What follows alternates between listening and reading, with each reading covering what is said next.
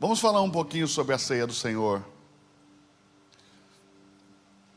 comumente chamada nas nossas igrejas de Santa Ceia. Mas nós temos 4 relatos similares, 4 sinóticos sobre a ceia na Bíblia. Nós temos um texto que está em Mateus, no capítulo 26, a partir do verso 20. Ali nós temos todo um relato acerca de como foi aquela noite em que o Senhor Jesus, após comer a Páscoa, instituiu a ceia. Nós temos um segundo relato no Evangelho sinótico de Marcos. Sinótico quer dizer semelhante, né? Marcos 14, a partir do verso 22, nós temos também uma narrativa de como teria sido a instituição da nova aliança feita no sangue de Jesus. Diga-se de passagem, Marcos, apesar de não ser um dos primeiros textos da igreja, porque ainda que os evangelhos no Novo Testamento venham primeiro, eles foram escritos depois das cartas de Paulo. As cartas de Paulo, acredita-se que 1 Tessalonicenses são os primeiros escritos da igreja. Depois vem os evangelhos. E dos evangelhos, o primeiro, os estudiosos acreditam ter sido escrito o Evangelho de Marcos. E a partir de Marcos se escreve Mateus e também Lucas, né? Tendo Marcos como fonte de consulta. Ainda que em Marcos o Evangelho apresente Jesus já adulto, né? No Evangelho de Marcos, Jesus já aparece adulto, fazendo uma viagem da Galileia para Jerusalém, onde ele, quando chega em Jerusalém, vai direto ao templo, ele inspeciona o templo, ele sai, dorme fora da cidade, pela manhã do dia seguinte ele volta, e aí ele, de alguma maneira, purifica o templo, ele vira as mesas dos que trocavam dinheiro, os cambistas, ele solta os animais aos vendedores de animais, ele abre as gaiolas dos pombos e faz uma azorrague, um chicote. Ele faz esse azorrague e ele começa a bater nas pessoas com aquele azorrague e a gritar: vocês transformaram a casa de meu pai em um covil de ladrões e salteadores. E aí vai se cumprir a profecia, né? O zelo da tua casa me consumiu. Então no Evangelho de Marcos nós temos Jesus nessa viagem a Jerusalém, onde ele vai ter um encontro, né, com o seu destino.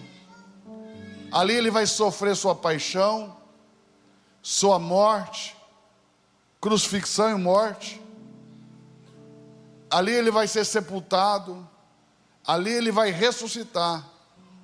E 40 dias depois de ressuscitado, ali mesmo, sobre o Monte das Oliveiras, ele vai assunto ao céu. Então Jesus vai, em Marcos, em uma viagem da Galileia para Jerusalém sem volta.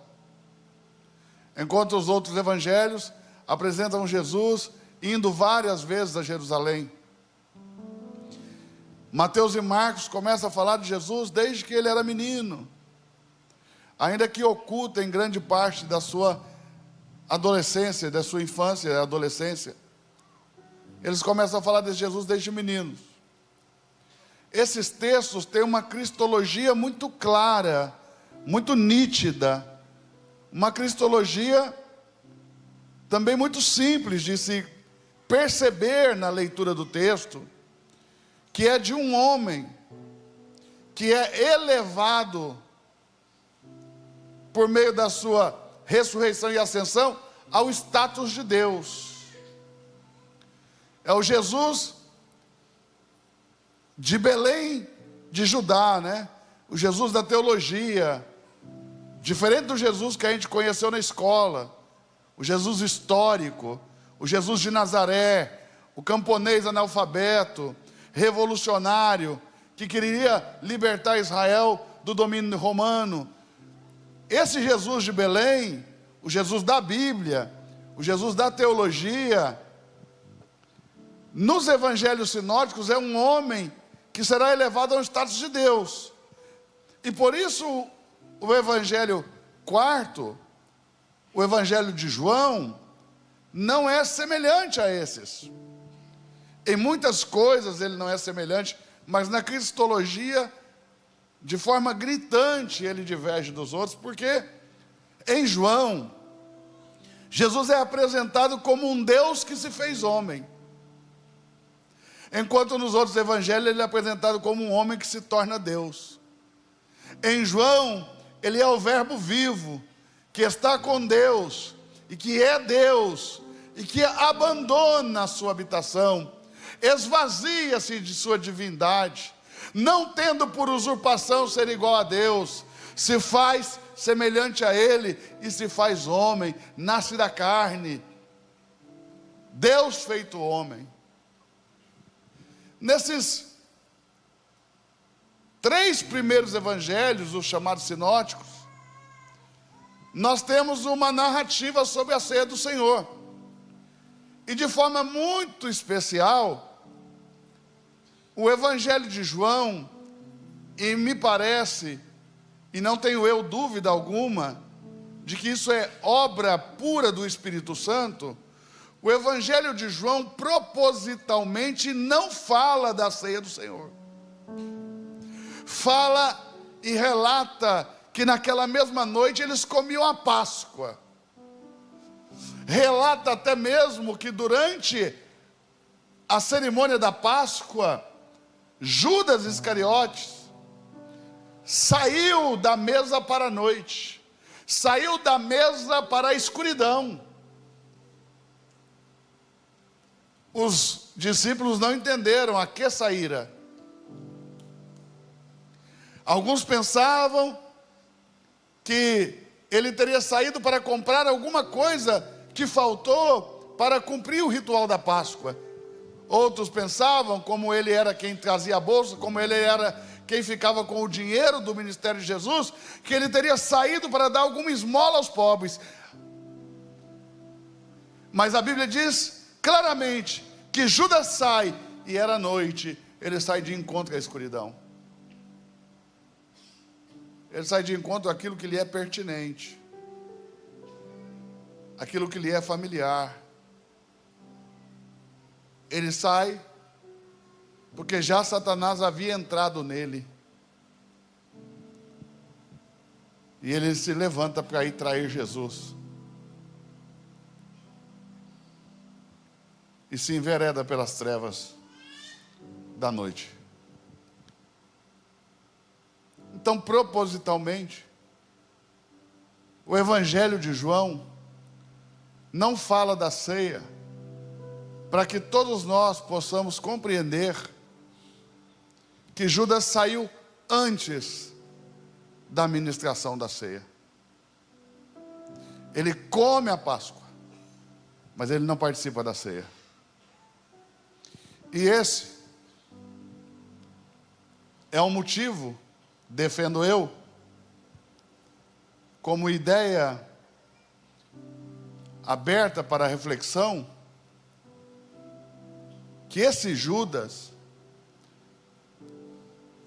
que arrependido, jogou as moedas de volta aos sacerdotes que lhe pagaram, e mesmo assim não encontrou lugar de arrependimento, porque segundo o pensamento que eu quero compartilhar com os irmãos, que tenho, é que é impossível alguém se arrepender sem o Cristo. Eu vou dizer de novo, é impossível que alguém se arrependa sem o Cristo. Se eu não tenho a Jesus, eu não posso ser conduzido para um lugar de arrependimento, porque essa tarefa de conduzir o homem ao arrependimento, apesar da gente pensar e parecer para nós que é a tarefa do Espírito Santo, ao meu ver, essa é a tarefa de Cristo Jesus. Porque os ministérios do Espírito Santo são claramente revelados. João 16, João 14. Você vai ver que o próprio Senhor Jesus diz: vos convém que eu vá, porque se eu não for, o Consolador não virá a vós. Ou seja, há uma necessidade de Jesus ser assunto ao céu, para que o Consolador pudesse descer.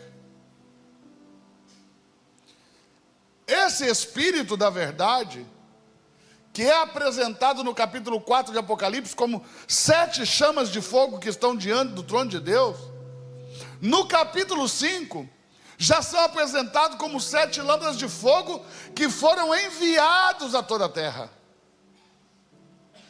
Ou seja, em algum momento entre o capítulo 4 e o capítulo 5, Jesus entra no céu e o Espírito Santo desce do céu.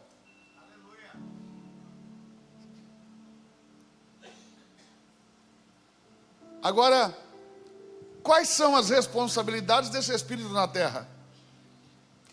Primeira, convencer o homem do pecado, da justiça e do juízo de Deus. É o Espírito Santo quem nos convence do nosso erro. E quando o Espírito Santo me convence do erro, eu confesso o meu erro, eu assumo o meu erro, eu declaro o meu erro. E no momento em que eu assumo o meu erro, no momento em que eu declaro o meu erro, então Deus libera sobre mim a sua imensurável graça, por meio de Cristo Jesus, o qual tira o pecado do mundo. Então, pedir para que alguém se arrependa do seu pecado antes de receber a Cristo,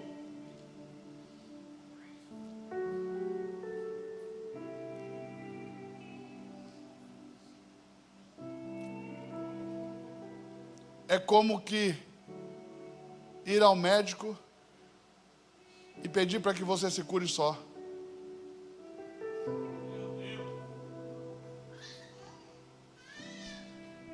Entenda,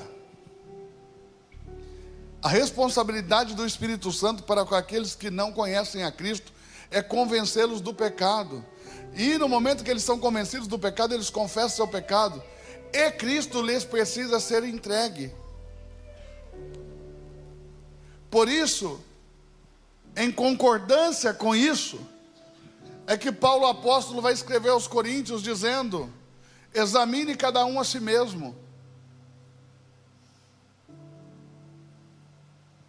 Por que nós devemos nos examinar antes de ceiar? Esse é o contexto em que o apóstolo Paulo está falando.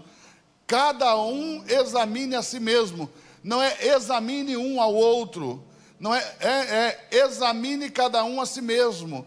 Não é que eu olhe para você. Esse momento não é de eu olhar para você. Esse é o momento de eu olhar para mim.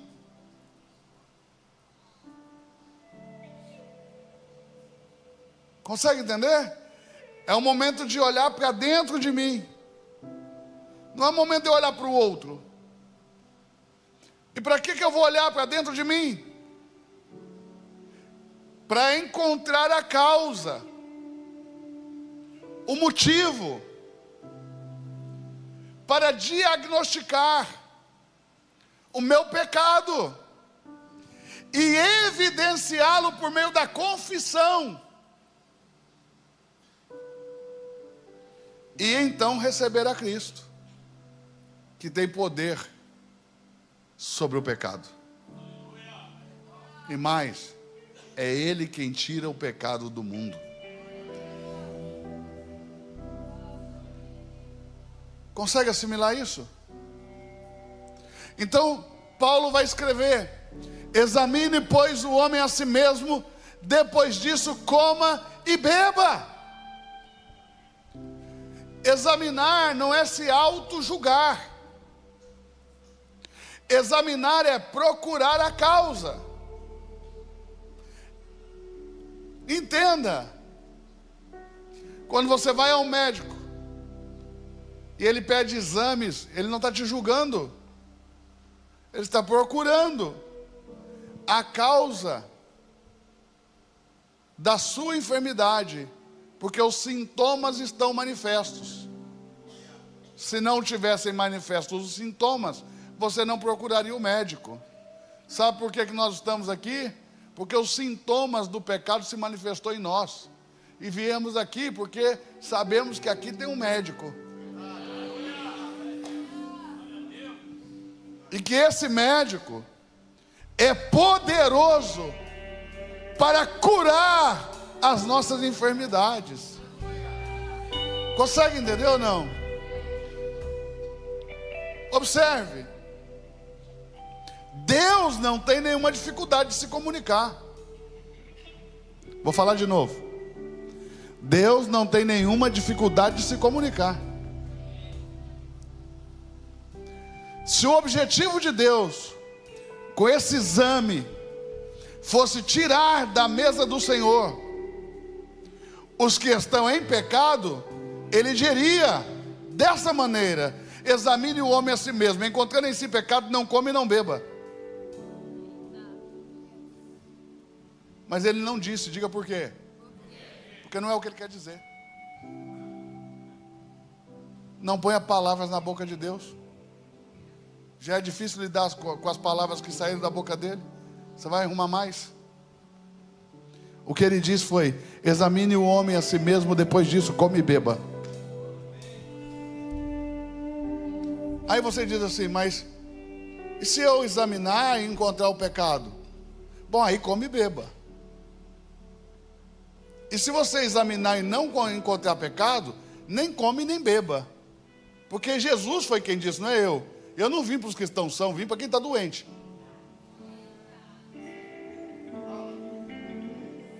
Então, se você olhando para dentro de você não encontra pecado, não coma. Porque o ponto principal para que você receba Jesus é você reconhecer a sua condição diante de Deus. Se você não reconhecer a sua condição de pecador e a sua limitação, não come e não beba. Porque antes de ceiar, precisamos confessar nossa condição. Eu acho engraçado que a maioria aqui era católico. Não era? Não era ou não era? Quem já foi católico? Levanta a mão, balança, deixa eu ver. Confessa agora, confessa. Quem nunca foi católico, levanta a mão. E você que não levantou a mão, tem que planeta? Ai, pastor, eu era de outra religião, tá bom. O pastor também acha que o mundo se divide entre católicos e protestantes, né? Deixa eu falar uma coisa para você. Quando a gente era católico, a gente não confessava antes de ceiar? Estava correto. Agora a gente não confessa mais. Mas também a gente não vai montar confessionário aqui não.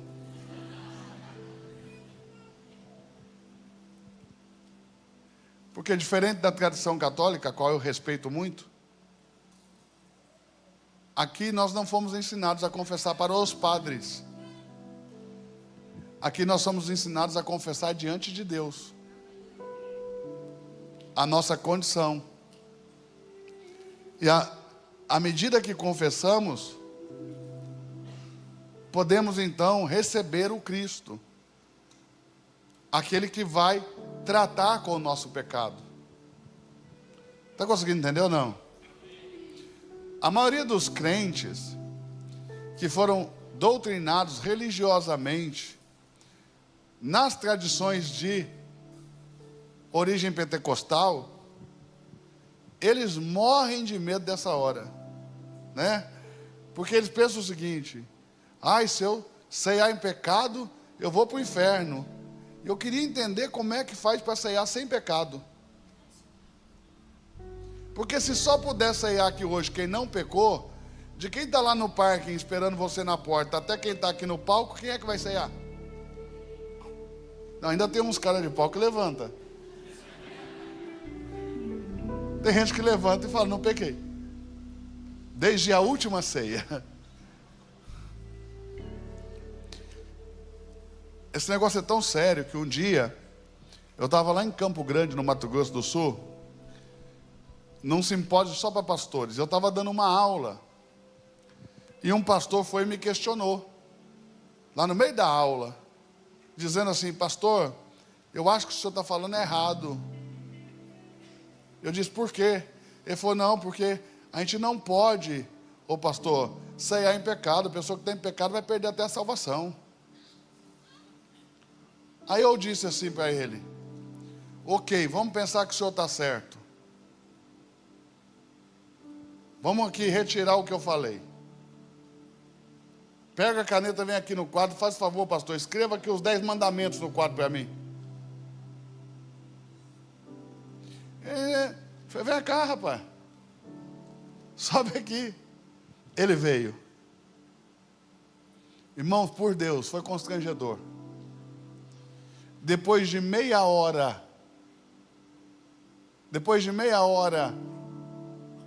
ele só tinha encontrado 6 mandamentos dos 10. Dos 10 da pedra. Aí eu dei a Bíblia na mão dele. Falei: usa a Bíblia. Quer dizer, tira a cola. Com a Bíblia na mão ele achou 9. Faltava 1. Aí eu disse para ele assim: pastor, olhe bem, o senhor disse que tem algo que tem o poder de te matar, de tirar de você a vida eterna, de não te permitir receber a Cristo e comungar do corpo de Cristo, da Eucaristia. E aí o senhor vem aqui e me prova que o senhor não sabe o que é. Ok, hoje o senhor não sabe se está apto para comer, porque o senhor não sabe o que é o pecado.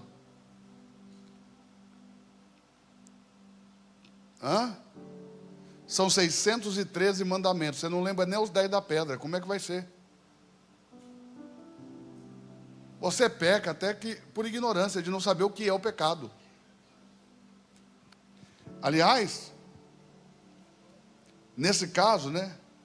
Eu estava falando dessa maneira porque eu estava falando com ele. Porque se eu vou falar com alguém que estudou um pouquinho mais, nós já não estamos falando de pecado, nós estamos falando de pecados. Quando você peca contra as leis de Deus, você comete pecados. O pecado é uma força que habita em nós, da qual não podemos nos livrar. E Deus, para destruir o pecado em nosso corpo, tem que nos matar e nos dar um corpo novo. Por isso você vai ser ressuscitado e receberá um corpo glorificado, onde o pecado não mais habitará, porque nesse corpo que você carrega agora, habita o pecado. Paulo apóstolo diz: o pecado habita em nosso corpo. Então, só tem um jeito de você ceiar sem o pecado: tem que perder o corpo.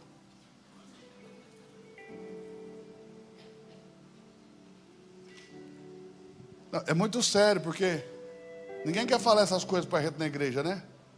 Pastor não quer encrenca. É mais fácil a gente não falar. Entendeu? Porque se falar tem que explicar demais. É assim que os pastores falam comigo de vez em quando, meus amigos. Você é doido.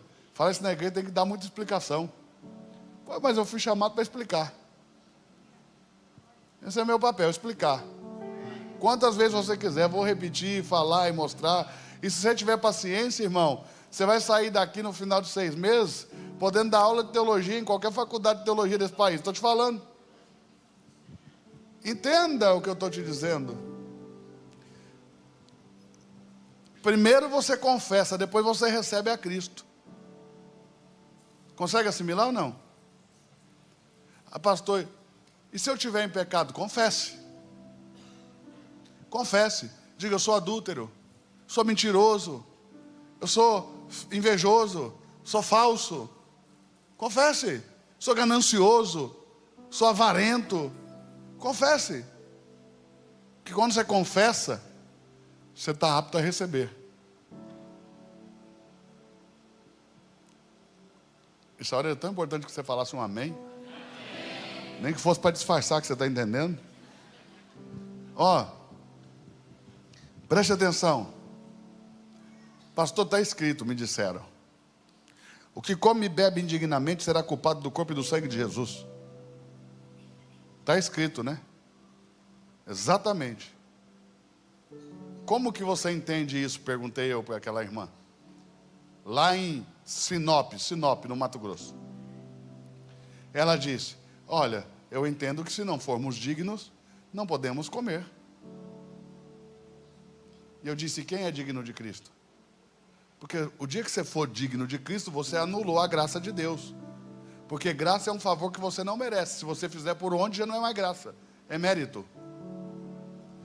Ninguém é digno de Cristo. Todos nós somos indignos diante de Cristo. Essa é a condição de cada sujeito aqui diante de Deus: indigno.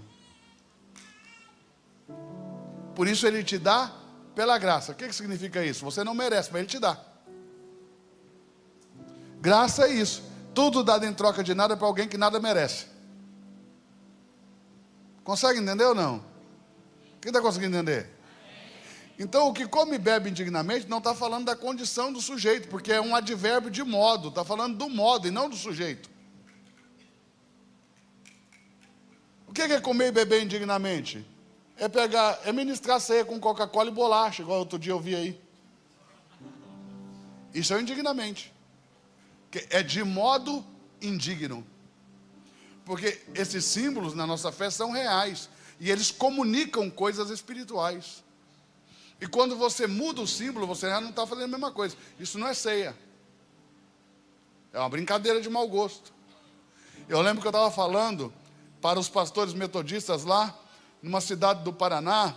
Como é que era o nome da cidade? Até foi lá que nasceu a Igreja do Véu, gente. Fugiu agora o nome da cidade, vou lembrar. A Cristã do Brasil nasceu nessa cidade, lá no Paraná. Eu estava lá pregando nessa cidade, e aí, pastora Bruna, é lá perto de onde você morava. Eu estava pregando nessa cidade para os pastores metodistas. E o bispo nacional da metodista, no meio da minha mensagem, lá perto de onde o pastor Célio era, como é que é o nome daquela cidade lá? Que ele morava, o pastor Célio? Ele vai lembrar também. Ela é de lá do Paraná. E aí, olhe bem, faleceu o pastor Célio, né? Santo Antônio da Platina, essa cidade mesmo. O bispo falou assim: se Jesus tivesse nascido no Nordeste, ele ia servir a ceia com caldo de cana e pão de batata. Pão de mandioca, pão de mandioca. Aí eu falei: não acredito, bispo, o senhor está falando um negócio desse. Falei: se Jesus tivesse nascido no norte do Brasil, bispo, o norte do Brasil ia chamar Israel, lá ia ter trigo e ia ter uva. Entendeu? Porque Deus não precisa lançar a mão do que tem disponível, Ele faz ter para o seu propósito. É isso, pô.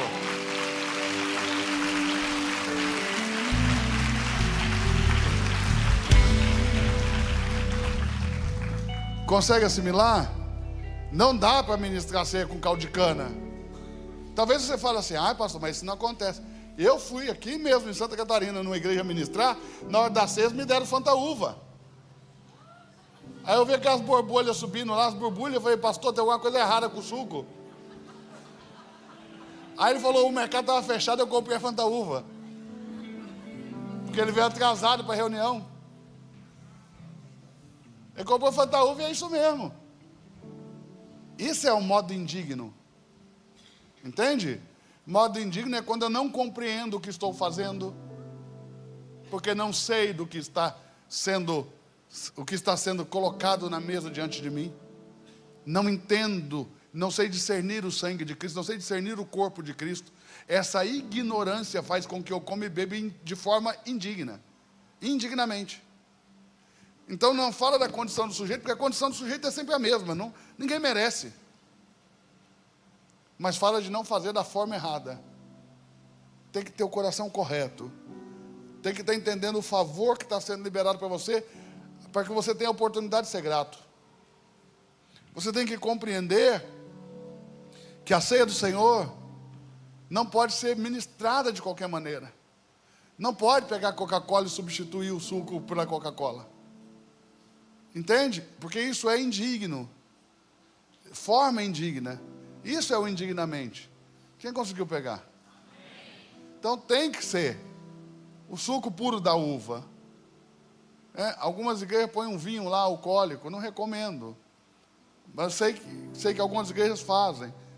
Não condeno. Só não recomendo. E não por causa do vinho. Por causa dos irmãos alcoólicos. Tem irmão que beber um pouquinho, sai daqui e vai para o bar. Tem que não pode beber nada. Tem que não pode ver nem o cheiro. Então, para a gente preservar os irmãos, é o fruto puro. Mas no estudo mais profundo, você vai ver que existem duas palavras hebraicas para vinho ali, em Aim e Tirol, que são traduzidas por vinho novo e vinho velho. Na maioria das vezes, só vinho.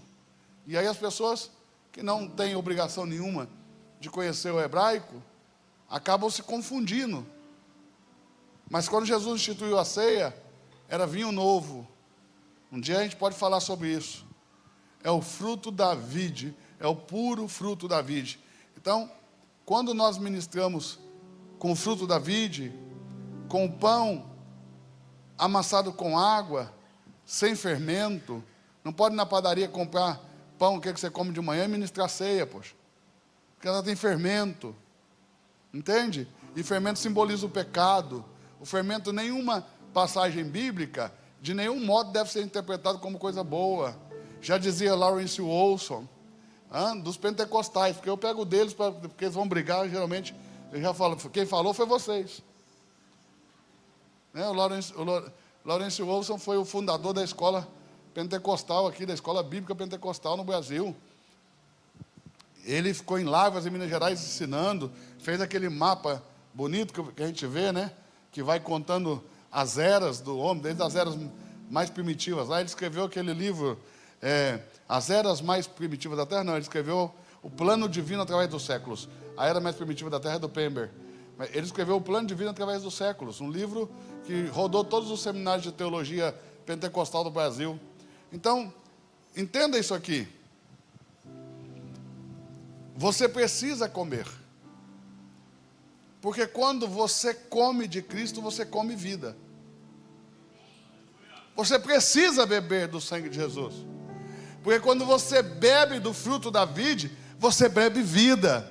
E essa vida, quando entra em você, arranca de você a morte. E todo o poder da morte tem que sair. Porque você está comendo e bebendo vida. Você está se alimentando de vida. E assim como nós nos alimentamos do corpo, a edificação do corpo passa por cada um de nós, nos alimentando de vida mutuamente. O corpo de Cristo só é edificado quando os santos o edificam. É errado pensar que pastor edifica o corpo de Cristo. É errado pensar que apóstolo, profeta, evangelista edifica o corpo de Cristo. Não é isso que a Bíblia diz.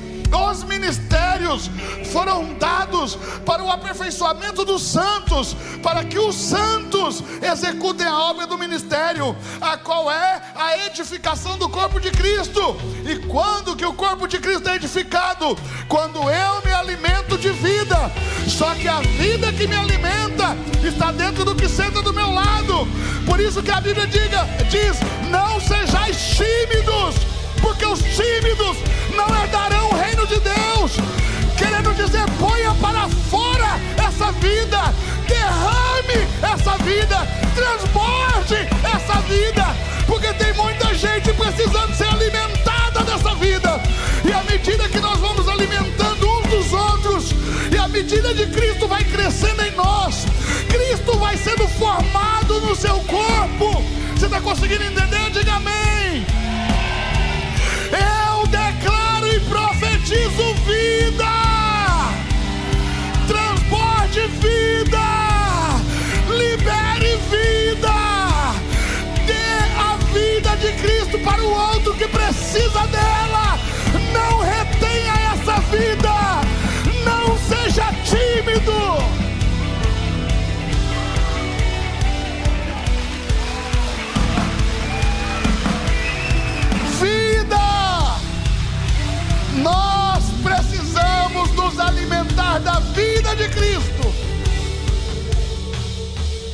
te dizer uma coisa. Nós transformamos ministros em celebridades. Nós transformamos ministros em estrelas. Mas entenda, o que você quer receber de alguém que você acha que tem para te dar, você recebe de quem está lá na porta dizendo para você: seja bem-vindo, te ajudando a abrir a porta do carro, porque aquele irmão que está lá no parque está cheio da vida de Cristo, e só quem está cheio da vida de Cristo é capaz de se humilhar para servir o outro. Você poderia receber dessas pessoas que estão aqui no front lobby, segurando essa plaquinha e te dizendo: boa noite, seja bem-vindo. Entende? Não é um pastor que vai mudar a sua vida, mas é a vida de Cristo que está em cada um de nós, que vai alimentar você.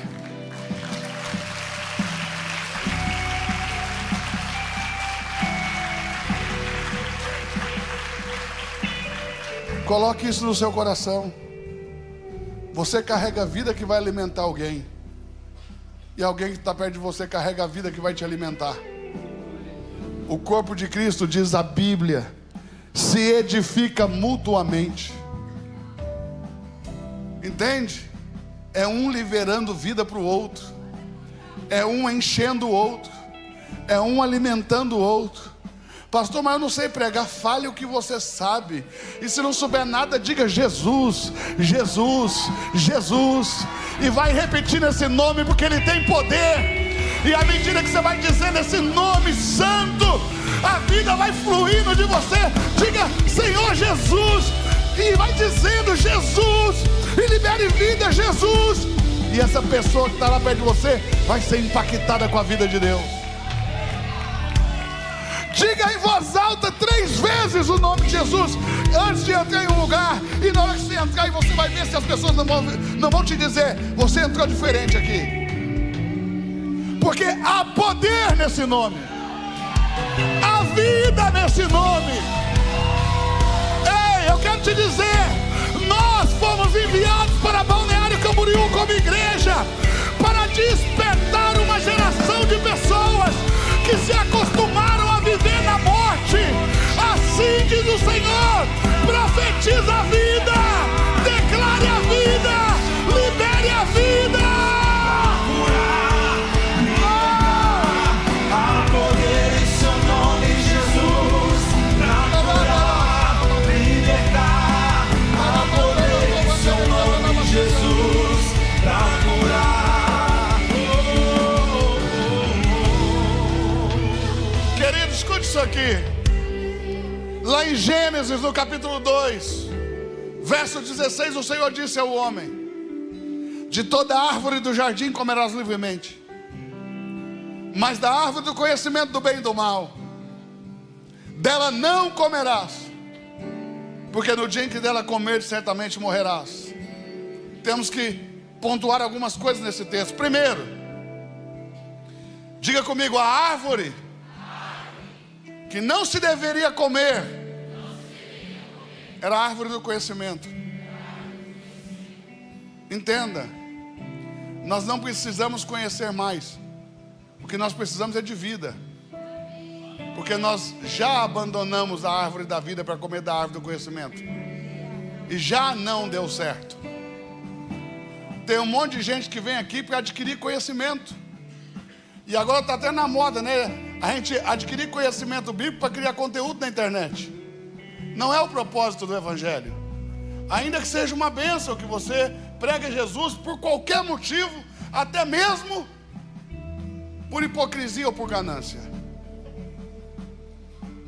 Cristo tem que ser pregado, mas não é o propósito do Evangelho. Consegue assimilar? Outro ponto que a gente tem que pontuar aqui bem claro é que o Senhor diz: se você comer, certamente morrerá. O que isso quer dizer? Que não há possibilidade de não morrer. Não é Deus que vai nos matar, é só a consequência de comer do conhecimento sem a vida. Entenda, conhecimento sem vida é morte. Eu vou falar de novo: conhecimento sem vida é morte. Olha como que se traduz isso em outro texto: A letra sem o espírito é morta. Entende ou não? Conhecimento sem vida é morte. E Gênesis capítulo 3, verso 6 diz que a mulher olhou para a árvore do conhecimento e viu que era boa para comer, desejável aos olhos, agradável para dar entendimento. Tomou do seu fruto e comeu, deu também ao seu marido e ele comeu com ela. Então os olhos de ambos se abriram e conheceram que estavam nus. Mas no capítulo 2, verso 25 diz que eles viviam nus e não se envergonhavam. Mas nesse exato momento em que eles comem, seus olhos são abertos, e o conhecimento do mal faz com que eles sintam vergonha um do outro. Então Adão, para resolver, colhe folha de figueiras, faz aventais para ele e para sua mulher, e resolve a questão. Até que Deus aparece. Porque quando Deus aparece, não tem nada oculto que não seja revelado. Adão ouve os passos do Senhor que passeava pelo jardim na viração do dia. Ele e a sua mulher se escondem do Senhor por trás das árvores do jardim. E o Senhor faz então a clássica pergunta: onde estás, Adão? Ora, você não está imaginando Deus procurando Adão atrás de uma árvore como quem não sabe onde ele está. Isso é coisa para nós. Isso não é coisa para Deus. Quando Deus pergunta em voz audível para Adão: onde estás? O que Deus está falando é: onde foi que você se perdeu em você mesmo, que o meu espírito não consegue se conectar com o seu espírito, eu tenho que te chamar por voz audível. Aí Adão responde: ouvi os teus passos no jardim. Veja, a primeira revelação de Deus para o homem é através de som, daquilo que o homem ouve. Por isso ele diz: ouve, ó Israel, ouça a igreja. Olha o Apocalipse: quem tem ouvidos, ouça. Porque é assim que Deus começa a se revelar, por meio daquilo que você ouve. E ele ouviu os passos do Senhor que passeava pelo jardim na viração do dia, e se escondeu do Senhor Adão e a sua mulher. E o Senhor disse para ele: quem te mostrou que estava nu? Porque ele disse: eu tive medo, porque eu estava nu e me escondi. Ora, veja isso. Com o advento do pecado, espíritos malignos tiveram acesso à personalidade humana. Deus disse: eu não vos dei espírito de medo. Mas Adão disse: eu tive medo, porque estava nu, me escondi. Quem te mostrou que estavas nu? Comestes tu da árvore que eu disse que não deverias comer? E Adão respondeu: a mulher que o Senhor me deu, ela me deu da árvore e eu comi. Deus chamou a mulher e disse: Eva, o que você fez? Que é isso? Ela disse: a serpente me enganou. A serpente me enganou e eu comi. Agora entenda: quando eles comeram da árvore do conhecimento do bem e do mal, a morte entrou neles. Deus disse: se comer certamente morrerá. Essa árvore transmite morte. É consequência, não é castigo. Só que agora eles estão cheios de morte, mas dentro de um ecossistema de vida. E sabe o que a vida faz com a morte? Ela destrói a morte, ela esmaga a morte, ela destrói totalmente a morte. Sabe o que ia acontecer com Adão e Eva se eles permanecessem naquele lugar, naquele ecossistema de vida que era o jardim de Deus? A vida que havia lá ia destruí-los. Então Deus lançou eles fora, não como castigo, como proteção.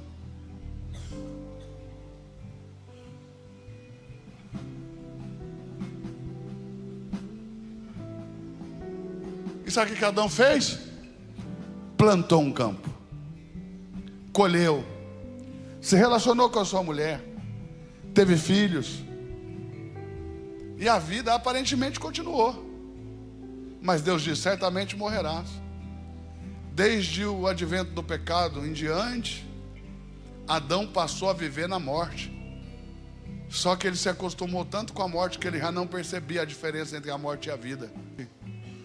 E não descobriram que estão na morte. Porque na morte dá para plantar, dá para colher. Na morte dá para ter filhos. Na morte dá para adquirir patrimônio. Na morte dá para abrir igreja. Na morte dá para encher igreja. Entende? Muita coisa acontece na morte.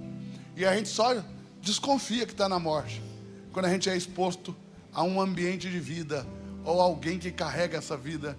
Só que os que carregam a vida não podem ser tímidos, porque senão os que estão na morte nunca se darão conta de que estão na morte.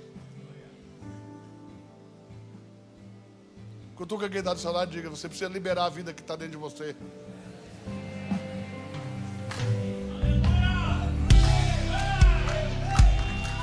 Você precisa liberar a vida que está dentro de você, para que as pessoas deixem de viver na morte. Você está aí? Diga amém.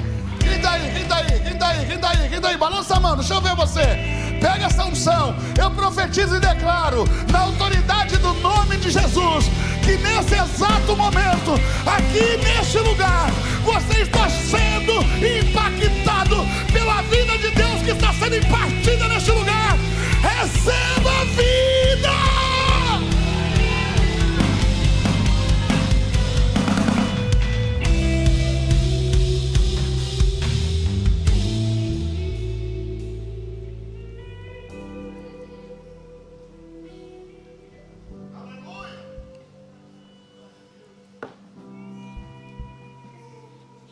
Onde está essa vida?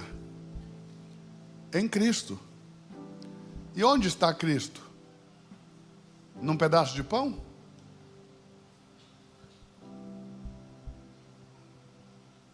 Ou em você?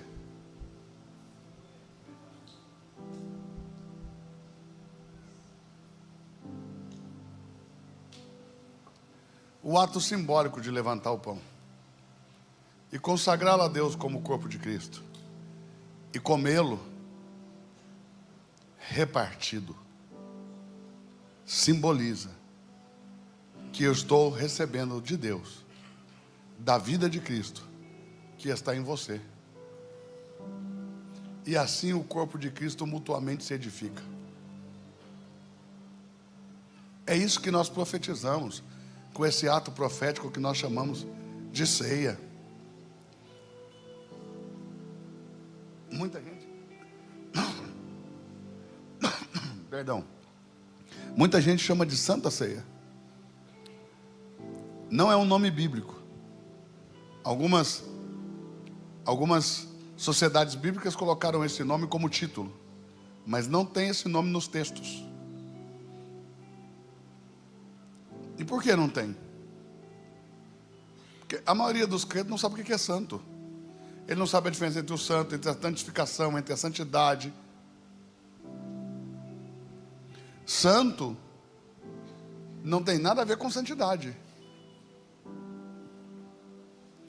São conceitos distintos.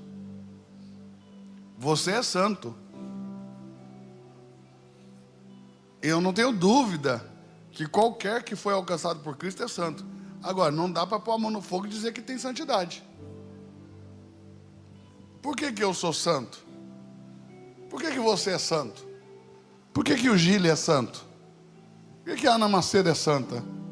Por que nós devemos olhar uns para os outros e entendendo que somos santos? Porque santo é tudo aquilo que foi alcançado por uma oferta. A santificação não é um processo de purificação, onde você tira o mal e fica o bem, onde você tira a sujeira, a impureza. Porque se santificação for algum processo de purificação, como fica a oração do Pai Nosso, que diz: santificado seja o teu nome? Tem impureza no nome de Deus?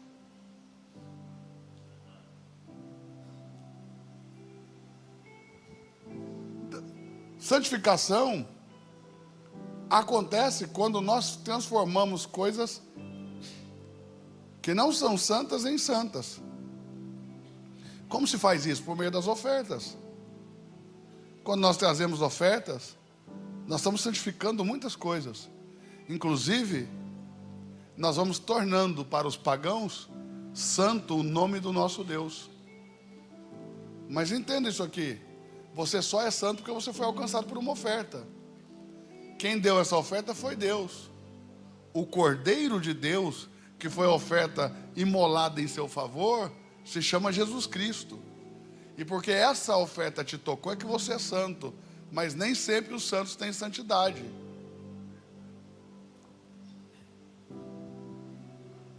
Coloca para mim 1 Coríntios capítulo 1, verso 1. Eu sei que você não acredita, mas vou te mostrar. Paulo, chamado apóstolo de Jesus pela vontade de Deus, e o irmão Sóstenes, a igreja de Deus que está em Corinto, aos santificados, diga, santificados em Cristo. A santificação acontece em Cristo. Chamados santos. Diga, por que são santos? Porque foram alcançados por Jesus. Agora, esse pessoal aí não tinha santidade. É a mesma carta, tá, irmão? Foi no mesmo envelope, para você entender. Capítulo 3, verso 1. Está falando com o mesmo pessoal.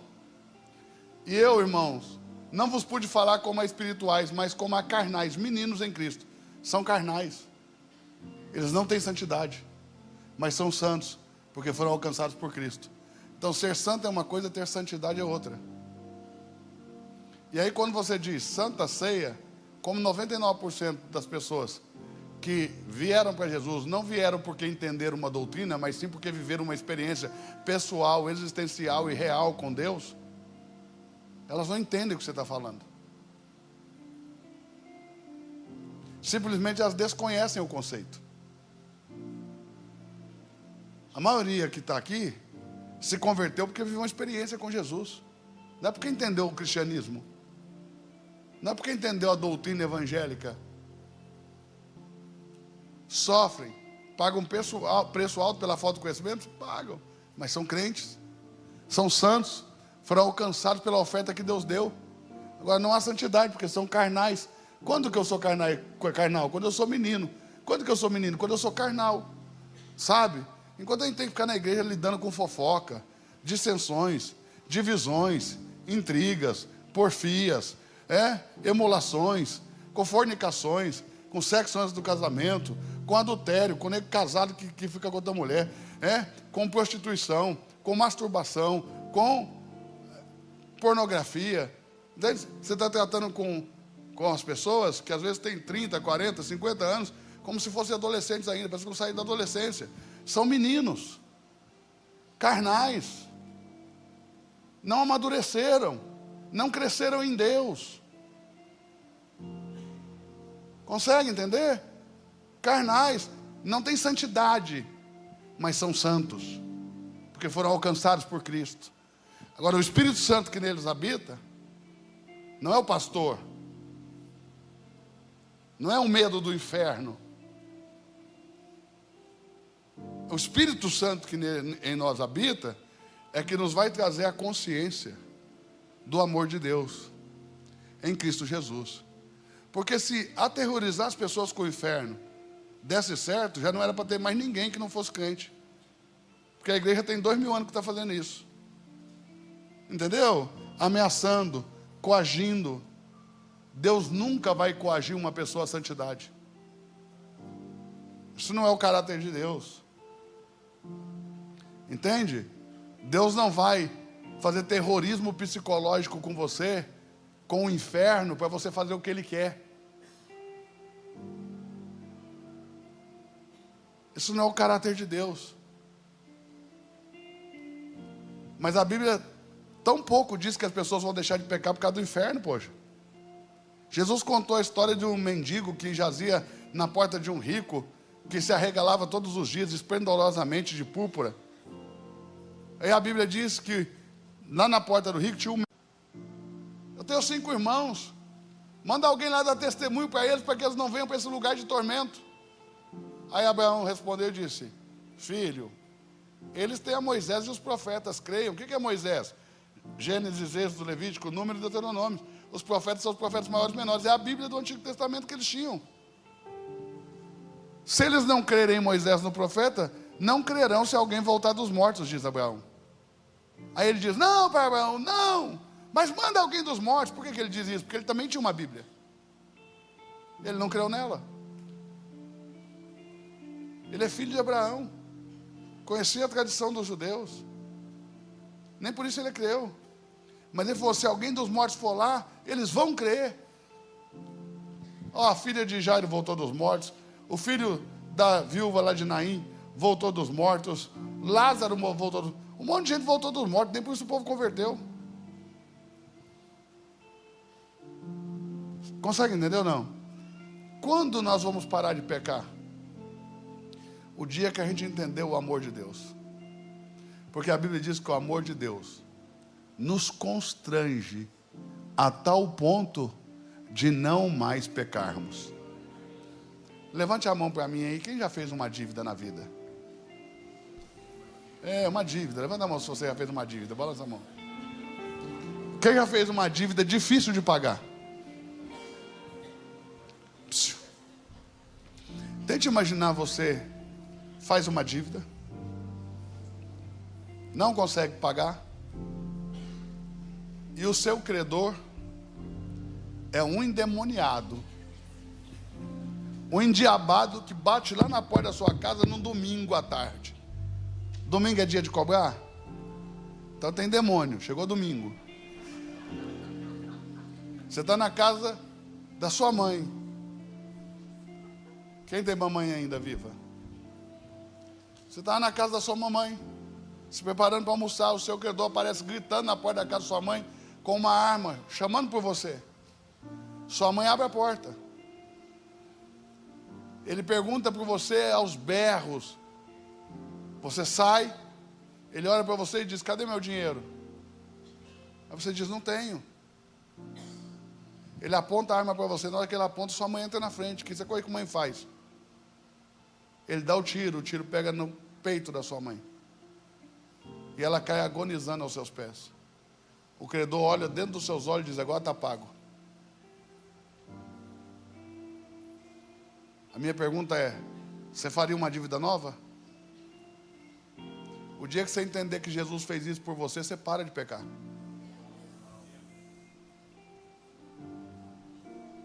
Porque aquela cruz era sua, não era dele. Ele foi para lá no seu lugar, porque ele te amou. E sabe o que mais? Ele diz, ainda que a tua mãe biológica e o teu pai biológico te deixem, todavia eu, o Senhor, não te deixarei. Chega, arrepia. Porque o Senhor não nos deixa. E quando nós entendermos o tamanho do amor de Deus em Cristo Jesus, manifestado por nós, nós vamos deixar o pecado de lado. Você conseguiu entender?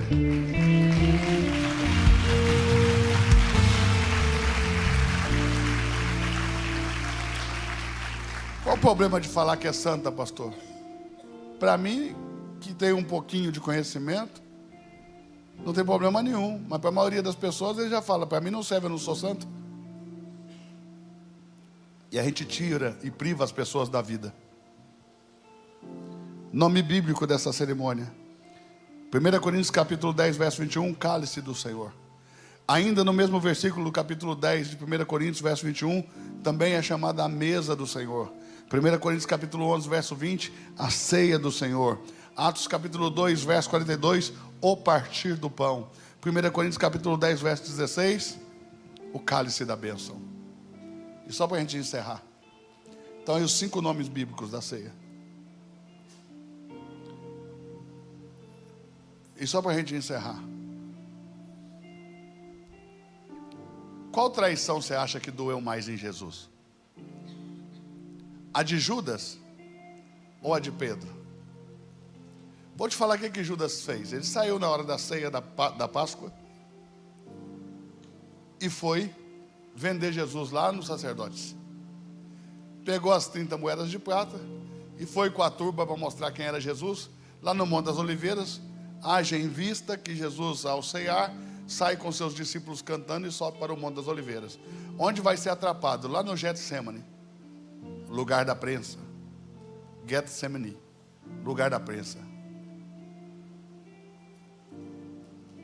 ou Pedro? Porque como que Pedro traiu? Jesus foi atrapado lá no monte, não porque pegaram, né? Porque ele se entregou. Porque quando a turba chegou, ele disse: a quem buscais? E eles disseram: a Jesus o Nazareno. Ele respondeu: eu sou. E a Bíblia diz que todos caíram ao mesmo tempo, ninguém ficou em pé. Consegue pegar? Quem está entendendo o que eu estou falando? Então não foi eles que prenderam, ele que se entregou, porque ele podia ter ido embora.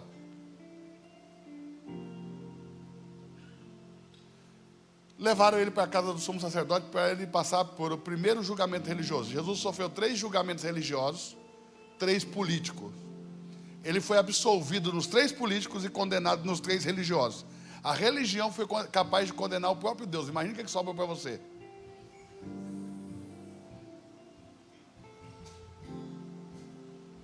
Aí lá na casa de Anás, no pátio do sumo sacerdote, Pedro olha para ele, apanhando. Jesus olha para Pedro. Horas antes Pedro falou: morro por você, Jesus. Jesus olhou para ele, e imagino eu, porque não está escrito, que ele deu aquela risada de quem sabe o que vai acontecer, e disse: Pedro, hoje mesmo, antes que o galo cante, 3 vezes você vai me negar. Aí, olhando nos olhos, chegou a mulher e falou para Pedro: você não é dos deles? Pedro olhou para Jesus e disse: eu não o conheço. Aí a minha pergunta é: qual traição dói mais? De alguém que é próximo ou de alguém que é distante? Porque Judas, apesar de discípulo, era distante de Jesus. Os que eram próximos eram Pedro, Tiago e João. Consegue entender? Qual traição você acha que doeu mais? Na minha concepção é de Pedro. Se uma pessoa que eu conheço me trai e um estranho me trai, vai doer a pessoa que eu conheço. O estranho eu não estou nem aí. Eu só deleto da minha vida. Mas e a pessoa que você ama? Quando te trai?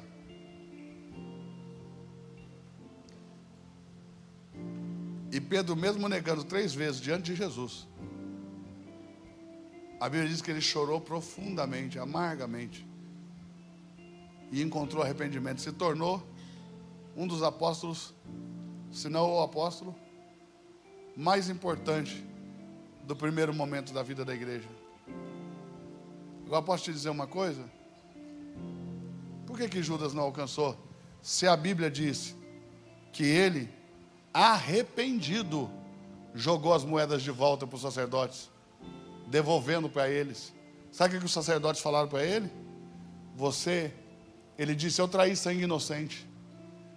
Aí o sacerdote diz assim: ó, é seu problema.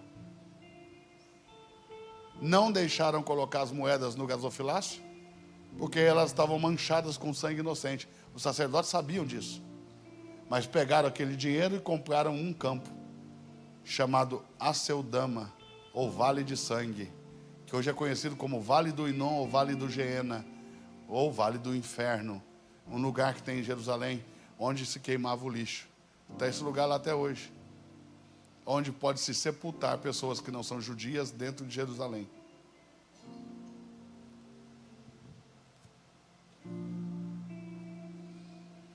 Por que Pedro se arrependeu? Porque quando o Senhor Jesus ministrou a ceia, ele comeu. E foi essa vida que guardou ele. E esse Cristo que entrou nele, que levou ele ao arrependimento. Por que Judas não se arrependeu? Saiu antes. Não se comungou, não comeu de Cristo. Não se alimentou da vida. Não encontrou ela.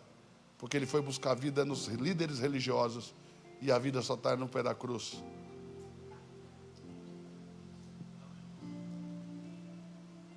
Conseguiu assimilar?